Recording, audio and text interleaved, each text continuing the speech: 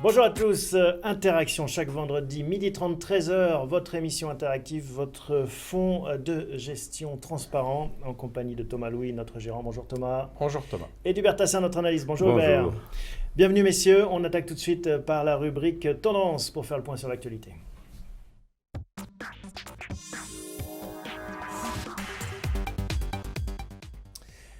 Alors, on commence chaque semaine, Hubert, par un petit tour d'horizon des valeurs qui sont illustrées cette semaine sur le CAC 40. On les découvre ensemble. Donc on a un CAC 40 qui baisse à peu près comme tous les marchés mondiaux. Moins 2,54. Oui, moins 2,54. Hier soir. C'est à peu près ce que fait l'indice DAX.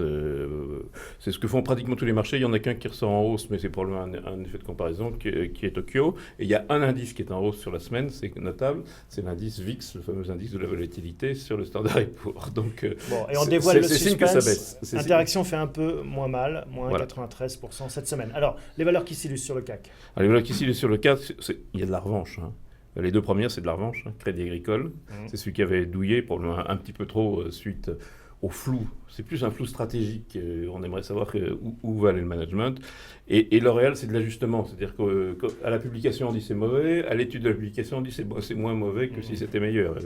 Et puis, bon, tu vas peut-être pouvoir en parler. 0,9% de la baisse qui fait 2,54 et sur deux valeurs. Et oui, en bas. puisque je suis chargé de parler des moins bonnes contributions. Faut changer. Total et Sanofi, vous les retrouvez toutes les deux, avec moins 2,81 pour Total, une baisse de moins 2,81. Et dans le même temps, une baisse pour Sanofi assez substantielle de 6,38.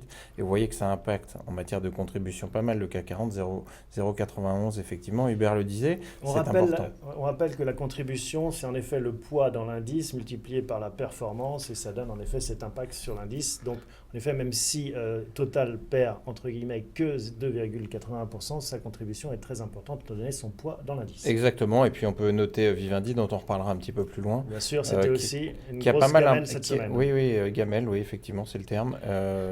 Qui a impacté le CAC, 0,20 de contribution. On verra que ça a impacté notre fonds aussi. Voilà donc pour donc ce qu'on pouvait dire sur l'indice CAC. Hubert, d'un point de vue macro, sinon. Alors, les grands argentiers commencent à nous dire ce qu'ils vont faire. Ce qui est déjà, on a eu en septembre une espèce de panique suite à une communication catastrophique de la Réserve fédérale. Là, petit à petit, les patrons de la Réserve fédérale, les uns après les autres, viennent nous parler. Et on sait que quand ils parlent, c'est aussi important que quand ils font. Presque plus. Oui, même. mais on attend quand même qu'ils fassent. On attend une hausse des taux directeurs pour la première fois depuis 7 ans. Ils sont à zéro depuis 7 ans, c'est quand même considérable. Mais on voit bien que ça ne va pas être monstrueux. On attend 0,25. Mais en même temps, c'est de cet ordre-là. C'est de cet ordre-là. Ce qu'on verra dans nos indicateurs aussi, c'est que ça y est, enfin le marché commence à le pricer. Les acteurs commencent à sentir le moment venir.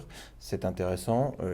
Et ce qui est intéressant pour revenir à la cohérence, c'est que nos amis argentiers maintiennent ensemble un territoire ou un terroir plutôt fertile pour l'économie. Et c'est vraiment un intérêt commun. C'est un intérêt de la Fed avec les autres banques centrales. Et alors justement, ça se mesure à un truc, c'est le dollar. Le dollar qui est revenu dans les 1,07 $ pour se payer un euro. Donc il y a encore 3 semaines, on disait 1,12, ça va baisser. La direction, on l'a évoqué il y a 3 semaines, la direction, elle a été donnée à la fois par la Banque Centrale Européenne et par la Réserve fédérale. Donc on confirme. Alors la Banque Centrale Européenne, là aussi, on attend une accélération des mesures. oui, parce que toujours pas d'inflation dans la zone euro. Pas d'inflation du tout, et pas de croissance. Hein. Donc, inflation. Les 0,3% de croissance en France. C'est mieux que zéro, mais bon, on ne va pas triompher. 0,3% en France, 0,3% en Allemagne. L'Italie rebaisse un peu, 0,2%, 0,1% aux Pays-Bas. Alors on dit, ça fait longtemps qu'ils sont en croissance. Ouais. Ça devient un peu l'épaisseur du trait. Je ne sais pas qui disait cette semaine, mais si on compte uniquement sur la Banque Centrale Européenne pour faire de la croissance, on a un problème quand même. Mais bien sûr, ce sont les agents économiques qui vont générer de la croissance. Et puis les 3 facteurs sur lesquels on joue, je le rappelle, depuis toujours, et qui ont, au cours de ce 3e trimestre, été un peu malmenés. Au cours du 3e trimestre, on a eu petite augmentation du prix de l'énergie, une parité euro-dollar avec un euro qui s'est renforcé face au dollar. Donc tout ça remettait un petit peu en question les raisons pour lesquelles les marchés avaient monté. Or, au troisième trimestre, c'est normal que ces remontées diverses et variées aient impacté la croissance européenne. Oui. Ça ne semble pas surprenant. Voilà, ça. On a des publications qui montrent bien ça, qui montrent bien que ça va bien aux États-Unis, que le dollar a porté. Bon, l'exemple, c'est BIC, qui est 40% Amérique et 25% Europe. On voit bien où est-ce que ça porte et où est-ce que ça ne porte pas. Alors Thomas, vous nous avez apporté les graphiques qu'on découvre cette semaine. On va les découvrir dans un instant. Oui.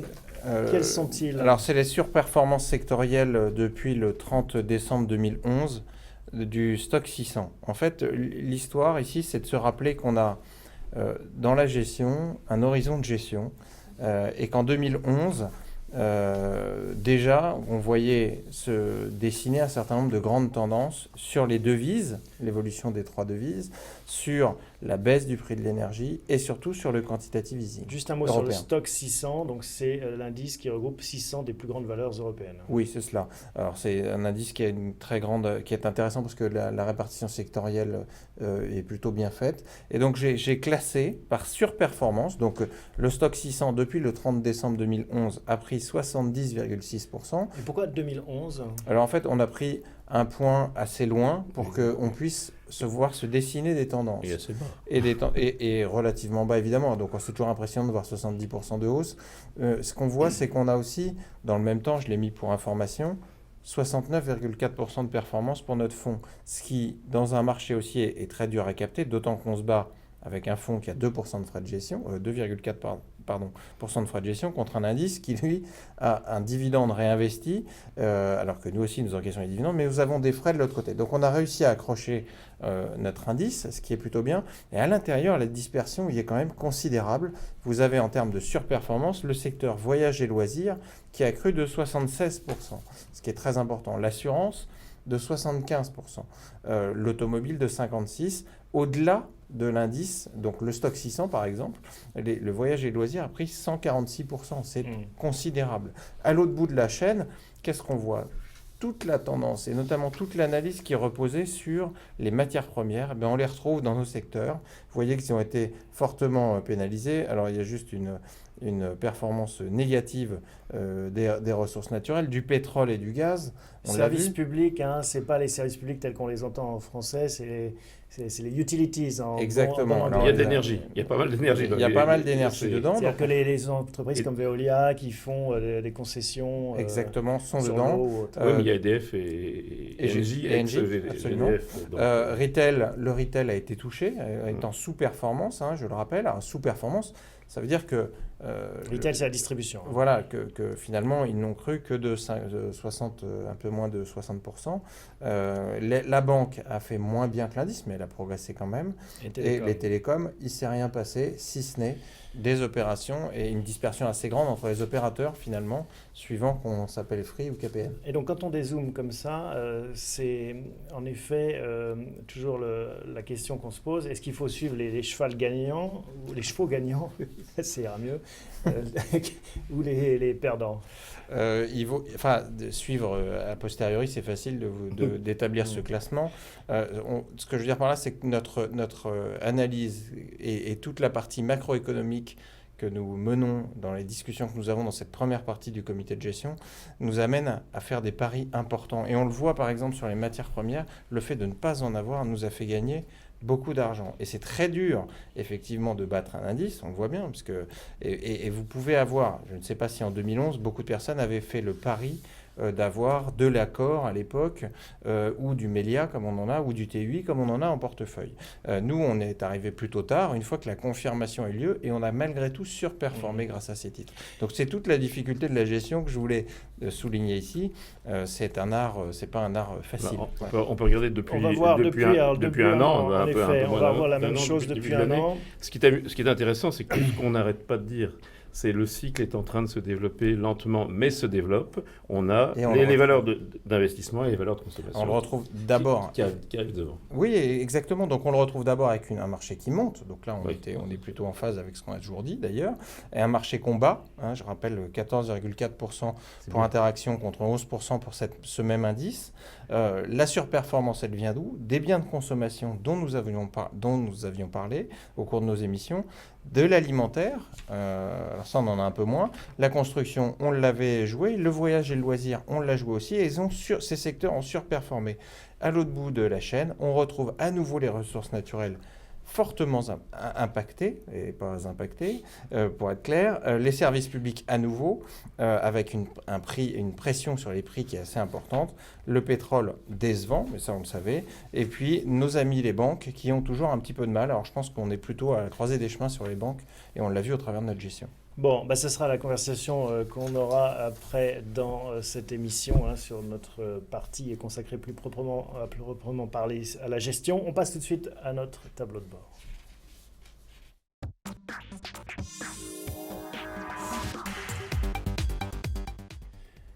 Alors, un tableau de bord qui, vous en avez l'habitude, commence par un petit tour du côté des feux tricolores, deux mouvements, un de l'orange vers le vert et un du vert vers l'orange. Alors, le premier indicateur, c'est le niveau des perturbations, l'indice de Richter en l'occurrence, que chacun connaît pour les tremblements de terre, mais qu'on a appliqué à l'économie. Et ça s'arrange, entre guillemets. Pourquoi ça s'arrange? On a parlé à l'instant de l'action... Alors on va le voir, on va zoomer dessus. Voilà. Oui, on va zoomer dessus. On a parlé de l'action concertée des banques centrales. Et cette action concertée, aujourd'hui, de la Fed, de la BCE, de la Banque de Chine, nous permet, ou encore de celle du Japon, cette action concertée nous permet de dire... On y voit plus clair, il y a une cohérence et on la retrouve aujourd'hui dans les indicateurs. C'est pour ça qu'on passe au vert. Et c'est pour ça qu'on passe au vert. Alors, l'orange, stress de refinancement, pourquoi? Alors, il est intéressant cet indicateur de stress de refinancement. Pourquoi? Parce que c'est le signal, justement, que nos amis américains vont probablement remonter leur taux d'intérêt et ça engendre immédiatement un stress. On se pose la question de savoir qui va être impacté, plus ou moins quel secteur, alors que c'est anticipé dans l'économie. C'est anticipé dans nos indicateurs, de bonnes raisons d'y voir. Ce que disait Thomas tout à l'heure, moi je crois que c'est très important, les marchés ont ignoré les déclarations de la Réserve fédérale pendant 1 an et demi.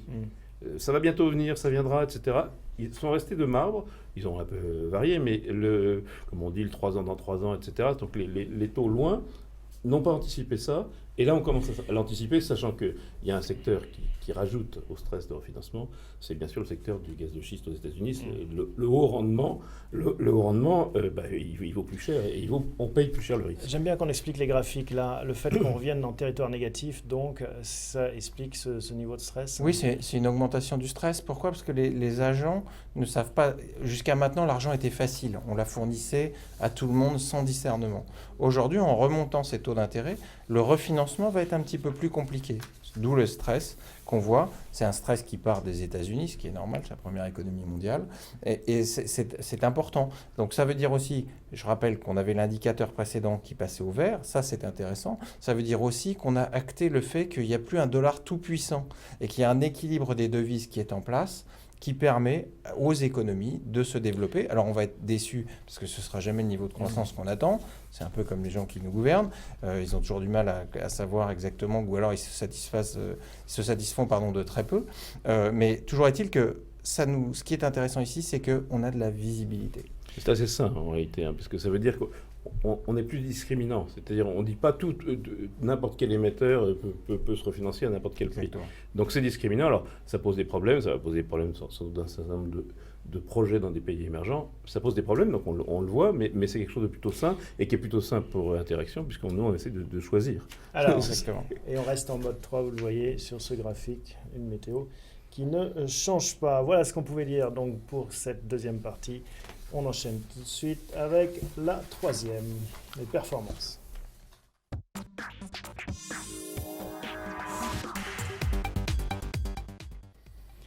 Alors, une performance d'Interxion cette semaine, Hubert. Un peu c'est jamais brillant de se dire qu'on a perdu, mais quand on se compare, c'est mieux. Donc quand on se compare, on se rapproche à nouveau du CAC 40. Hein. Bon, on l'a observé assez fréquemment, hein. En période de baisse, finalement, ce portefeuille est plus défensif, résiste mieux, et puis on est aidé aussi par une partie de cash qui amortit. Bah oui, on a 8% de cash maintenant. Oui, c'est important. Donc ça, c'est un choix de gestion. Alors c'est le premier choix de gestion. Quand la météo est sur le mode 3 et qu'on a des indicateurs assez tendus, ce qui est le cas, on a plutôt tendance à se protéger, donc un petit peu de cash. Ce qui est intéressant, c'est que le mouvement, on l'a vu dans le mouvement de reprise assez violent, on a du mal à accrocher l'indice, on est plutôt résilient à la baisse et on est en train de revenir sur des notions de stock picking. Hein. On l'avait dit, il y a eu plusieurs temps cette année, c'est assez intéressant quand on est gérant, et on sort un petit peu du temps indiciel et on revient au temps stock picking sur la foi de résultats qui sont somme toute, en tous les cas pour les entreprises qui nous concernent, pas mauvais. Allez, un petit regard sur ce qui est intéressant quand même, tout de suite, reparlons du cash, 8% de cash, un peu plus même, et un potentiel qui est supérieur. Hein. Donc un potentiel sur les objectifs de cours, etc., de 9,8, quand pour le CAC 40, qui par construction est à 100%, il est à 8,5. On rappelle comment on construit ce potentiel à nouveau, Thomas ? Alors, la moyenne des estimations d'un certain nombre de bureaux d'analyse, environ 12 par valeur. On la pondère suivant la qualité de l'analyse d'une part et suivant nos attentes sur le titre. On prend de temps en temps la borne maximum, mais en tous les cas, celle que vous voyez ici, c'est le potentiel moyen du portefeuille. On ne prend pas les grands écarts à l'intérieur, on ne touche que le potentiel moyen qu'on compare au potentiel moyen du CAC 40, d'où cet écart 8,47, 9,77 en faveur d'Interaction aujourd'hui. Et je pense qu'on aura, encore une fois, si, comme je le crois, on finit l'année avec du stock picking, peut-être un ou deux arbitrages de fin d'année qui tireront les indices. En tous les cas, ça devrait être favorable à notre fonds pour les 2-3 mois qui viennent. Avec quelque chose de notable qui n'a pas toujours été le cas, c'est qu'on est moins exposé aux valeurs dites défensives que le CAC 40, alors que pendant un moment, ça a été, c'est pour ça qu'on a surperformé dans les mauvaises périodes, ça a été le cas. Et donc on est bien, ça se sent, ce qu'on vient de dire, le stock picking, c'est-à-dire le choix valeur par valeur, commence à se sentir, y compris dans ce graphique, qui est un graphique de récapitalisation complet. Ça marche. On passe à la dernière partie, notre comité de gestion en direct chaque semaine.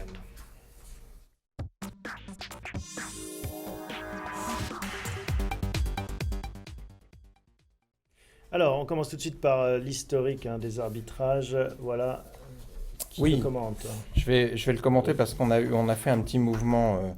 On en avait parlé la semaine dernière, je crois. On a fait un mouvement sur Sanofi Eurotunnel qu'on a allégé. On sort du mouvement indiciel. Les nouvelles sur Sanofi ne sont pas extraordinaires. Non, on va en reparler. C'est pas terrible. On va en reparler après. On en reparlera après. On regarde les arbitrages. Et Eurotunnel, on en avait parlé il y a 15 jours, c'est l'effet Calais, l'effet migrant qui forcément... Voire sanglier. Voire sanglier. Voire sanglier, malheureusement. Mais l'effet migrant est beaucoup plus important. Et psychologiquement, puisque les gens qui investissent sur les marchés financiers sont souvent à Londres et ils vont souvent à Paris, ou inversement, ils sont très sensibles à ça. Oui, les pauvres chatons, ça les rend sensibles. Donc, le plus important, c'est qu'on a plutôt bien vendu Sanofi, 84,40, et là où ça vaut 81,36, ça valait hier soir 81,36. Et puis Eurotunnel, on l'a vendu à 12,50, ça vaut 12,42. Par contre, ce qu'on peut voir sur ce tableau, c'est qu'on en a profité cette semaine pour alléger avant notre comité de gestion KPN. Pourquoi ? On l'a vendu à 3,28, elle vaut 3,38, un peu plus cher, parce que KPN a vendu une participation assez importante, a engrangé du cash, et on est plutôt content. Donc quand ça monte et que le marché baisse, on vend un petit peu, on allège, on prend des bénéfices. C'était un grand choix sectoriel, hein, les télécoms, sur lesquels... On a même eu du Telefonica qu'on a lâché en raison du poids de l'Amérique latine, mais Orange est probablement un des titres qui a le plus contribué à la performance d'Interaction. À propos des télécoms et dans l'actualité, comment est-ce que vous voyez ce match autour de Telecom Italia ? Est-ce qu'il y a des choses à faire ? D'abord, c'est un peu tard pour faire quoi que ce soit. Ce qui est intéressant, c'est de savoir que les entreprises qui ont du cash, ce qu'elles vont en faire. C'était le positionnement qu'on a au travers de Vivendi. En tous les cas pour cette participation qui a été prise. Xavier Niel a l'air de ne pas être en action concertée avec Vivendi sur ce dossier, donc c'est bon pour les actionnaires de Telecom Italia, tant mieux pour eux. Bon, moi, on regarde ça d'un peu loin au moment où on parle, parce que d'abord, on n'en a pas, et ensuite, par contre, on est très vigilant sur l'emploi du cash de Vivendi. Voilà. Donc on a l'emploi du cash de Vivendi. De l'autre côté, Vivendi, on va en reparler. Bouygues a sorti des résultats qui sont très bons, d'une manière générale, malgré un chiffre d'affaires dans le BTP qui souffre un peu. Donc on voit il se passe des choses autour de ce secteur. Et dernier point dans les télécoms, Altice, donc l'actionnaire de SFR, qui est un actionnaire très endetté, essaye de se battre pour dire on ira rechercher les clients. Free a prouvé qu'il pouvait toujours aller chercher des clients. 17 millions d'abonnés, je crois. Un des meilleurs. SFR, à force de serrer les coûts, évidemment, serre les coûts commerciaux. Et donc SFR essaie de revenir dans la course, mais on n'y est pas. Et donc finalement, le leader qui est Orange et le leader Bouygues et Free sont plutôt ceux qui s'en tirent chez nous. Oui, c'est vrai. Bon, on découvre ce portefeuille interactif tout de suite ensemble, dans le détail, avec toutes ses composantes. Les principaux commentaires, donc en tête, en premier de cordée. Oui, on retrouve en premier de cordée, je rappelle que dans un marché qui baisse de 2,54, on retrouve Score. Les résultats sont très bons. C'est un vrai pari, ça. C'est vraiment excellent et on est ravis d'être joyeux actionnaires de ce titre. KPN, je viens d'en parler. Bonne nouvelle finalement sur Allianz, mais qui avait été malmenée juste avant. Sur le Crédit Agricole, sur Deleuze. Alors Deleuze, on peut s'y arrêter. Deleuze va fusionner avec Ahold et Ahold a publié d'excellents résultats trimestriels, tant en Europe, en Hollande en l'occurrence, qu'aux États-Unis. Ouais. Donc on est vraiment sur ce pari. Quand on a eu Deleuze et qu'ils ont lancé la fusion avec Ahold, on s'est dit le coup est tiré. Et ben, le coup n'était pas tiré. Et effectivement, bravo, puisqu'on l'a gardé. Même si par rapport à la première partie de l'émission, on voyait que la conso souffrait, les distributeurs comme Deleuze passent entre les gouttes. C'est-à-dire qu'ils étaient d'abord, Deleuze est tiré par la vigueur du dollar. Donc c'était un des paris qu'on jouait, je le rappelle. On a réussi. Ahold n'est pas une petite entreprise et a réussi avec une conquête commerciale assez impressionnante à drainer des nouveaux clients, à augmenter son chiffre d'affaires. Et je rappelle que dans des groupes comme cela, quand vous augmentez d'1 ou 2% par rapport aux attendus chiffre d'affaires, c'est excellent. C'est un gros levier. C'est un très gros levier. On parle de montants importants et ça impacte tout de suite la valorisation de l'entreprise. Donc, c'est pas étonnant. Alors, on regarde encore ce portefeuille. Alors, on peut s'arrêter une seconde sur Rheinmetall, qui est une des très très belle performance du portefeuille, qui est en bas de classement, qui a annoncé une augmentation de capital. Donc il y a une petite réaction d'ajustement. Oui, enfin, c'est de l'ajustement, parce que augmentation de capital qui entraîne une dilution de 10%. Sujet intéressant. Est-ce qu'on suit en général Alors, je rappelle qu'on avait suivi sur Technicolor. Absolument, qui avait monté à l'époque. Et je vous annonce aussi qu'on va suivre sur Rheinmetall. Pour ne pas être dilué. Donc on n'aura pas la dilution de 10%. Voilà, on ne sera pas dilué. Et puis on est content de suivre de ce parcours, de suivre cette aventure. Pourquoi est-ce qu'ils font une augmentation de capital ? Parce qu'ils ont besoin de cash, notamment pour un département défense qui en consomme un peu plus qu'attendu. C'est pas très grave dans l'absolu, mais ils vont a priori racheter une branche avec Blackstone. Ils vont racheter probablement une branche d'Airbus. Et ça va tout de suite avoir un effet relutif. Donc c'est bien pour Airbus. Alors, relutif, on s'arrête sur le lexique. Je suis positif pour le bénéfice par action. Voilà. C'est l'opposé de dilutif. Dilutif, c'est un mot français. Relutif, c'est un mot de la finance. Voilà. On va dire. Exactement. Et c'est-à-dire que chaque action gagnera un peu plus. Un plus de rentabilité. Voilà. En relutif, 1 plus 1 égale 2,5. Voilà. Bon. Est-ce qu'on a fini le tour de ce portefeuille ou pas ? Je voudrais redire un mot du groupe BIC qui a fait une réunion d'analystes pour faire le point, 20,1% de marge cette année. En vendant des choses comme simples, des stylos à billes, des rasoirs, des briquets. Groupe BIC, je le cherche. Valeur américaine. Le groupe BIC, il est au milieu. Il fait bien de consommation. Voilà, il est en plein milieu. Il est en plein milieu. On en a 1% du portefeuille. Voilà. C'est 40% aux États-Unis, 35% ou quelque chose comme ça en Europe. C'est une valeur dollar. Tout est bien, et puis bon, du cash, puisqu'ils ont 6% de la capitalisation en cash. Donc on peut imaginer qu'il y ait un dividende un jour, même si la prudence fait qu'aujourd'hui, ils engrangent les bénéfices d'une croissance externe qu'ils ont faite au pire moment, en 2013, c'est-à-dire au pire sur le leader indien Bon. des stylos à billes. On avait dit qu'on reviendrait sur Vivendi, le cas Vivendi en effet qui a désagréablement surpris avec ses résultats du troisième trimestre. Alors, les résultats du troisième trimestre sont moins bien. En revanche, dans le même temps, opérations financières tous azimuts, puisque d'abord, le patron, Vincent Bolloré, a annoncé que quand on coterait moins de 20 euros, il se donnait le droit d'acheter des titres pour les annuler. Donc, on a un soutien et il a commencé. Il a commencé à 19,90. On a le droit de racheter ses propres actions, parce qu'on se souvient que Jean-Marie Messier avait été embêté sur ce sujet à l'époque. Vous avez le droit pour autant que vous prévenez vos actionnaires. Vous avez cette autorisation délivrée par les actionnaires, donc il l'a eu. Donc il a un peu une poire pour la soif, quand ça descend trop, il peut soutenir son cours. Exactement. Et se renforcer. Et se renforcer, comme il le dit, et il annulera après les titres, ce qui redonnera de la valeur aux titres. Et ce qui permettra de se reluer. Il y a beaucoup de cash. Il annonce quand même 2 milliards d'investissements dans Canal.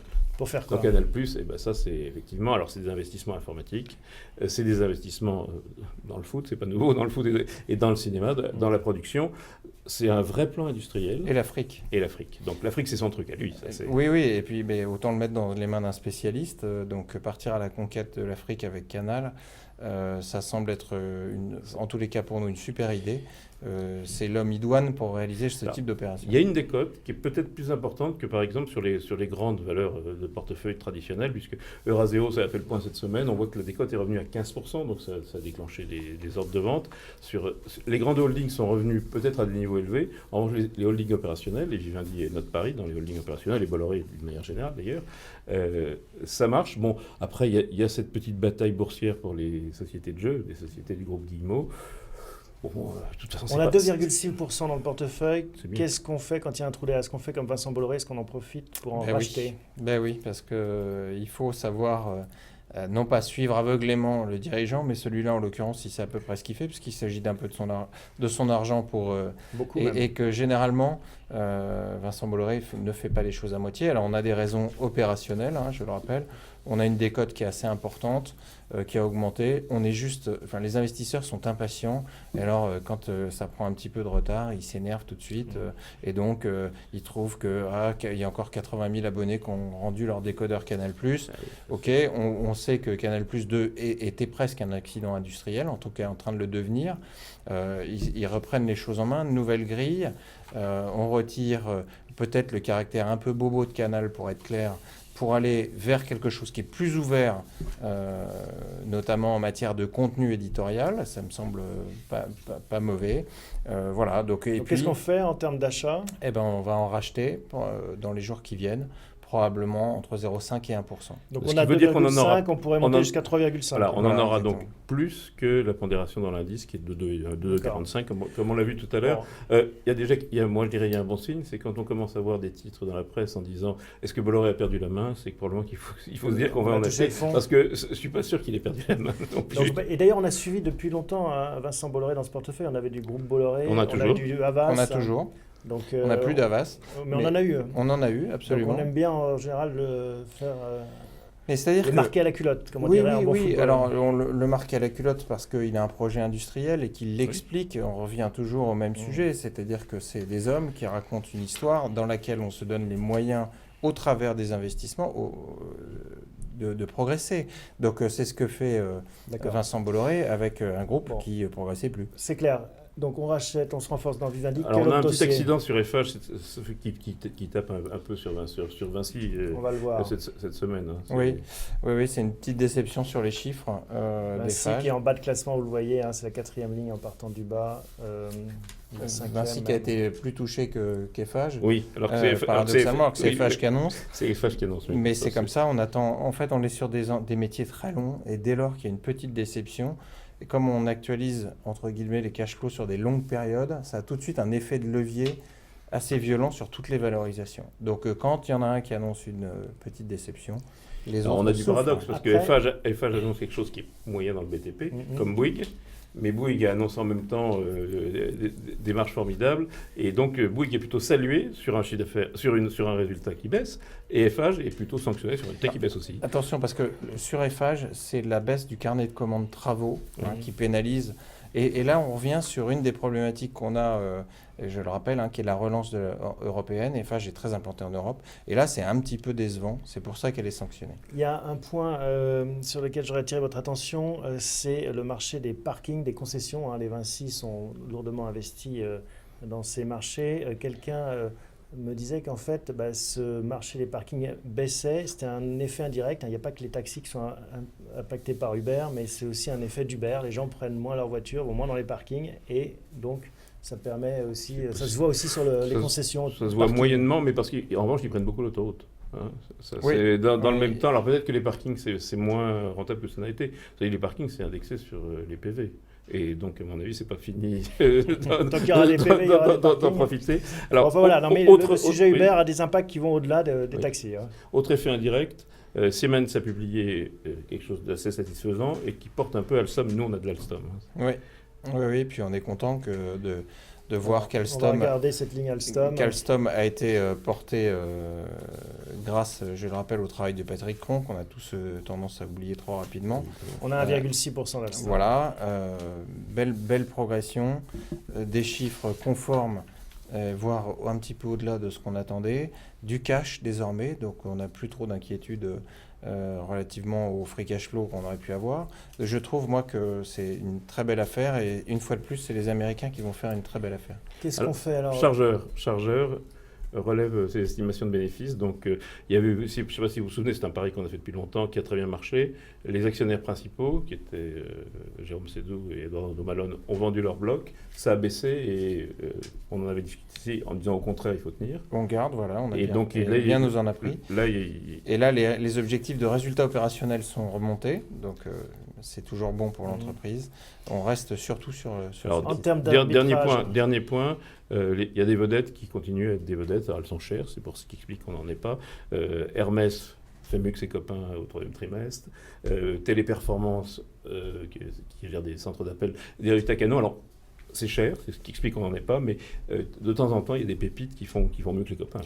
C'est ce qu'on peut dire. On a fait un arbitrage sur Vivendi cette semaine en décidant de se renforcer dans les séances qui viennent. Est-ce qu'il y a d'autres sujets qu'on aimerait arbitrer? Je voudrais mettre sur la table la question de l'immobilier. Donc on est sorti de l'immobilier, plutôt à raison d'ailleurs, mais l'immobilier, ne pas avoir d'immobilier dans un monde où on va vraiment chercher du rendement, c'est peut-être quelque chose qui est Et vous verriez compliqué. quoi comme immobilier? Alors, là, elles sont toutes bonnes, ça ne veut rien dire. On peut prendre du Klépierre ou du Gecina, de l'ICAD. Vous savez que j'aime Aéroport de Paris qui a publié un très bon chiffre d'affaires de fréquentation. Bon, c'est pas lié à lui. Il faut faire attention à Air France, là. Moi, l'immobilier, dès qu'il touche à l'habitation, ça ne me plaît pas. Dès qu'il y a un contenu commercial dedans, je veux bien regarder. Sur ADP notamment, ADP qu'on avait. On en a eu. On en est ressorti, ça a jamais été extraordinaire, pour être clair. Il y a un problème Air France sur ADP, c'est que Roissy est quand même le hub d'Air France et que Air France, c'est pas une affaire très simple. Plutôt pas. Je pense, vous savez, on a souvent parlé de catalyseurs ici. Sur ADP, un des catalyseurs, c'est le jour où ça ira mieux chez Air France, on pourra enfin considérer ADP comme une valeur normale. Et au-delà d'ADP, sur l'immobilier, des foncières, des Unibail Rodamco? Non, Unibail, enfin... C'est cher, Unibail. Unibail, c'est cher et on a plus à perte qu'à gagner sur ces titres-là. Alors, tant qu'on reste avec des taux d'intérêt bas, voilà, il faudrait peut-être regarder les groupes dont le chiffre d'affaires est indexé sur le chiffre d'affaires des locataires, ce qui arrive notamment chez Unibail et ou chez Klépierre, voilà, qui mériterait, si en cas de reprise confirmée, on pourrait y aller. On n'a pas parlé d'Amundi qui s'est introduite en bourse cette semaine. 7 milliards et demi, c'est votre métier, Thomas. 7 milliards et demi, oui. Et puis une hausse hier dans un marché qui baissait. Donc, on n'a pas souscrit à l'IPO, à l'introduction Non, on n'en a pas pris. Moi, je dis bravo Yves Perrier, qui est le président d'Amundi, pour cette belle introduction en bourse. C'est réussi. Ça vous tente pas? Non, ça ne me tente pas, parce que notre métier, pour le coup, celui de société de gestion, est en pleine transformation. La clarté entre les réseaux de distribution et les réseaux de production, c'est-à-dire entre les gérants et la distribution, n'est pas encore totalement là.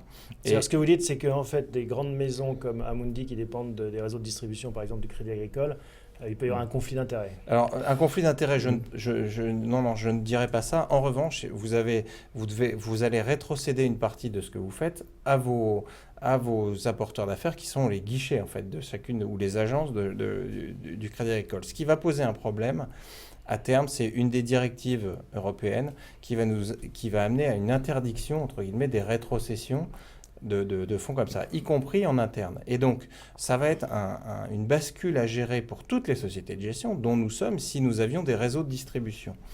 Donc, en tous les cas, chez Amundi, on peut leur faire confiance, ils sont plus qu'au courant de cela, ils le préparent, et c'est notamment, ce qui va être très intéressant, la faculté de faire payer par le client le conseil, autrement que par la gestion financière.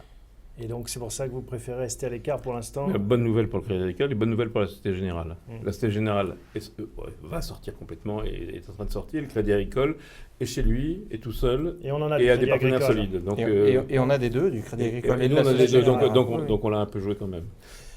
Bon, donc on fait qu'un arbitrage sur Vivendi. Oui, et on garde un peu notre cash là pour peut-être quelques opportunités si elles se présentent. On a regardé Michelin, vous vous souvenez que j'avais parlé de Michelin il y a, je crois, 2 ou 3 émissions.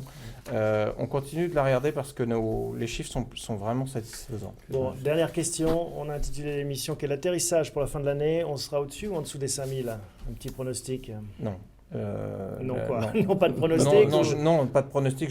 Franchement, j'en sais rien. On a un potentiel, et je vais revenir au potentiel de notre fonds qui est de plus de 9%, là où celui de l'indice est de 8.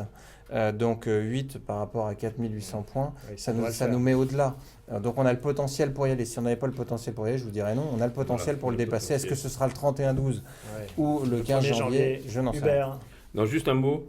Moi, j'aurais voulu qu'on redise un mot de Sanofi. Donc, on est sorti de Sanofi, mais pas complètement, bien entendu, pour des raisons tactiques, comme dirait Thomas. Oui. Sachant quand même, on n'y voit pas clair. Hein. Le nouveau patron, il n'y est pas pour grand-chose. Il arrive, mais on n'y voit pas clair dans le pipe, c'est-à-dire les nouvelles molécules, et on n'y voit pas clair dans le traitement du diabète, où ils sont attaqués de toutes parts. Hein. Oui, alors donc on a allégé justement sur ce manque de visibilité. On le ramènera plutôt autour de 2%. Il est possible qu'on fasse la même chose sur Total, mais il faudra à ce moment-là qu'on remplace par d'autres titres, plus stock picking, souvenez-vous. Oui, voilà, c'est ça l'ambiance de fin d'année, plutôt que l'indice à 5000, c'est le refus sur le stock picking. On est moins concentré, on a l'impression que les investisseurs sont moins concentrés. Cette interaction, chaque semaine, en direct, 12h30, 13h, c'était votre émission. N'hésitez pas à nous envoyer des questions pour que nous puissions enrichir cette émission et y répondre. Merci messieurs. Merci. À la semaine prochaine, même endroit, même heure.